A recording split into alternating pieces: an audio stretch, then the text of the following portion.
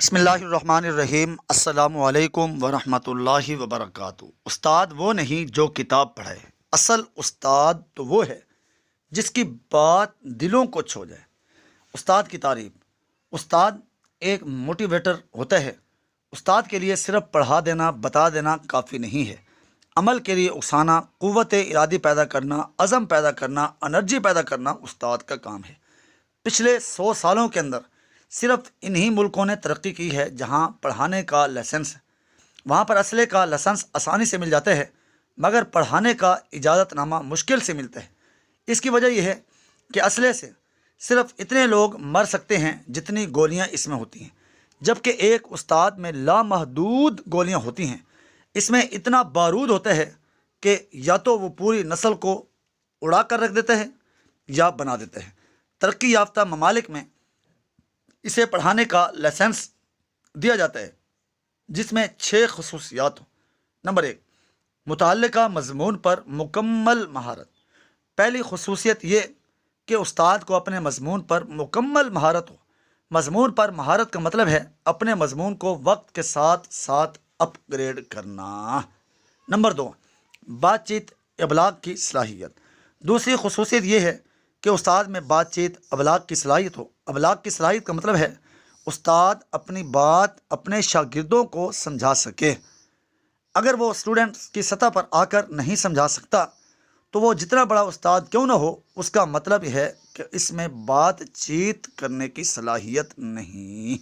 Number 3، سماجی ذہانت، ملنساری۔ تیسری خصوصیت یہ ہے کہ اس میں سماجی ذہانت پائی جائے، یعنی اس میں ملنساری کی صلاحیت ہو۔ اس کی وجہ یہ ہے کہ استاد کو انسانوں کے ساتھ کام کرنا ہوتا ہے۔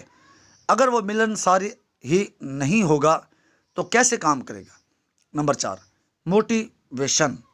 چوتھی خصوصیت یہ ہے کہ اگر استاد میں موٹیویشن نہیں ہے، جذبہ نہیں ہے، تو وہ استاد نہیں۔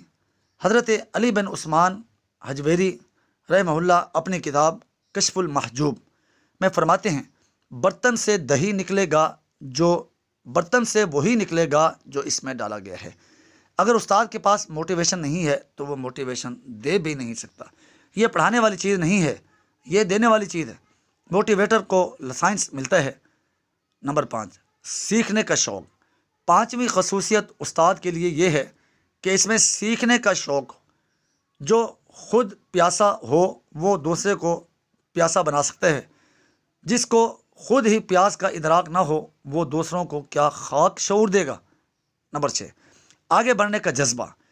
چھٹی خصوصیت یہ ہے کہ اس میں آگے بڑھنے کا جذبہ ہو، کیونکہ استاد وہ شخص ہوتا ہے جس نے قوم کو آگے بڑھانا ہوتا ہے۔ اگر وہ خود آگے بڑھنے والا نہیں ہے تو کبھی بھی آگے بڑھنے والے لوگ پیدا نہیں کر سکے گا۔ مؤثر استاد۔ ایک تحقیق کے مطابق ہمیشہ جب بھی کسی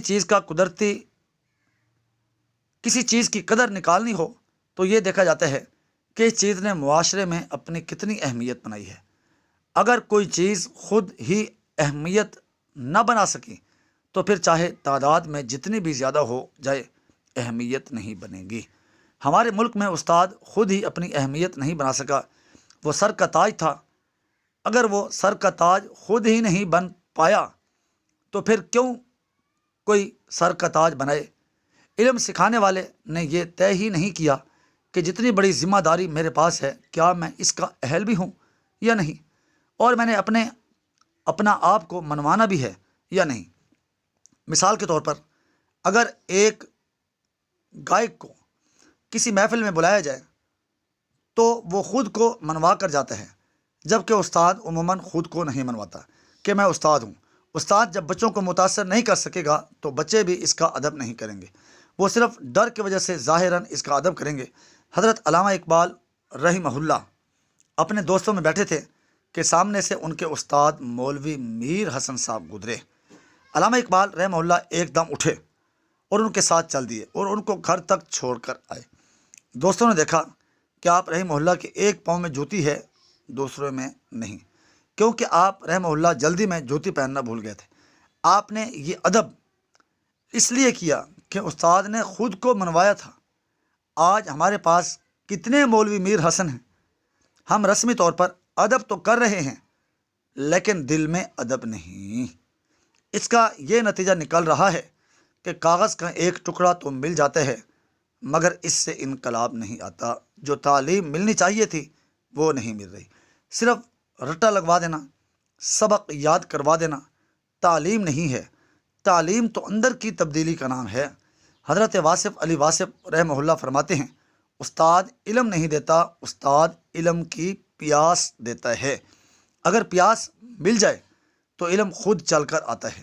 یعنی پیاس اتنی طاقتور چیز ہے کہ اگر آپ علم کے پیاسے ہیں تو پھر آپ اس کے لیے کتاب بھی خریدیں گے، اس کے لیے ورکشاپ میں بھی جائیں گے، اس کے لیے سفر بھی کریں گے، اس کے لیے اسکالرشپ کا بھی پتہ کریں گے، اس کے لیے ہجرت بھی کریں گے، اس کے لیے بڑی سے بڑی قیمت بھی ادا کریں گے اور اس کے لیے پیدل بھی چلیں گے۔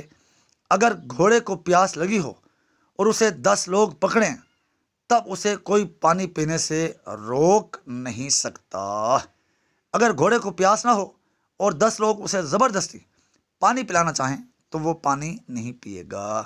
آج بھی آپ اگر قابل استاد بن جائیں تو لوگ پلکیں بچھائیں گے۔ آپ آج اپنا مقام بنانے کو تیار ہوں، دنیا سرنگو ہونے کو تیار ہو جائے گی۔ لیکن اگر آپ ہی طے نہ کریں تو جتنا مرضی اسکیل بڑھ جائے اس سے کوئی فرق نہیں پڑے گا۔ مولانا روم رحمہ اللہ سے ان کے آخری ایام میں کسی نے پوچھا، آپ دنیا سے جانے لگے ہیں؟ آپ رحمہ اللہ نے جواب دیا، میں دنیا کی مسند سے اتروں گا، دلوں کی مسند پر بیٹھوں گا۔ کتنے بڑے استاد تھے جنہیں یہ یقین تھا کہ مجھے دنیا سے جانے کی کوئی پرواہ نہیں، کیونکہ جو کام میں نے کیا ہے اس کام کی وجہ سے لوگ مجھے دلوں پر بٹھائیں گے۔ یہ اتنا بڑا سچ تھا کہ 800 سال بعد حضرت علامہ اقبال رحمہ اللہ جیسی شخصیت بھی کہتی ہے، میں اقبال نہ ہوتا اگر رومی میرا استاد نہ ہوتا۔ استاد کی حیثیت سے آپ کے اندر کوئی ایسا انداز ضرور ہونا چاہیے جو بچے کا دل موہ لے۔ سب سے پہلے خود کو مانیے، جب اپنی نظر میں اپنا مقام بن جائے گا تو پھر زمانہ بھی آپ کے مقام کی قدر کرے گا۔ لیکن آپ اپنی نگاہوں میں قابل قدر نہیں ہیں تو دنیا میں بھی قدر نہیں ہوگی۔ جب تک استاد 8 سے 1 بجے والا استاد ہوگا وہ اپنا مقام نہیں بنا سکے گا۔ جب بھی اس میں کوئی ٹیلنٹ ہوگا اپنا مقام خود بخود بنا لے گا۔ یہ واحد پروفیشن ہے جو اپنے اوپر 24 گھنٹے طاری رکھنا پڑتا ہے۔ دنیا میں آنا اور جانا مسئلہ نہیں ہے، یہ ہر مخلوق کے ساتھ ہو رہا ہے۔ دنیا میں مؤثر ہونا مسئلہ ہے۔ شروع میں جب بھی گاڑی رکتی ہے تو دھکے سے ہی چلتی ہے۔ دنیا کی کوئی بھی گاڑی ایک دم سے رفتار پکڑ لے تو پھر وہ نہیں چل سکتی۔ اس طرح بچے کو راستے پر چلانے کے لیے دھکے کی ضرورت ہوتی ہے، اور کتنے ہی بچے اس دھکے کا انتظار کر رہے ہوتے ہیں۔ بچوں کے کانوں میں یہ آواز پڑنی چاہیے کہ تم کر سکتے ہو، بس تھوڑی سی ہمت کرو۔ اس لیے آپ صرف استاد نہ بنیں بلکہ ایک مؤثر استاد بنیں۔ اپنے اندر کوئی ایسا فن ضرور پیدا کریں جس سے بچہ متاثر ہو، کیونکہ فزکس، کیمسٹری، میتھ بہت آسان ہے اگر استاد مؤثر کرنے والا ہے۔ اگر استاد متاثر نہیں کر سکتا تو پھر دنیا کے آسان ترین مضمون میں بھی آدمی پیچھے رہ جاتا ہے۔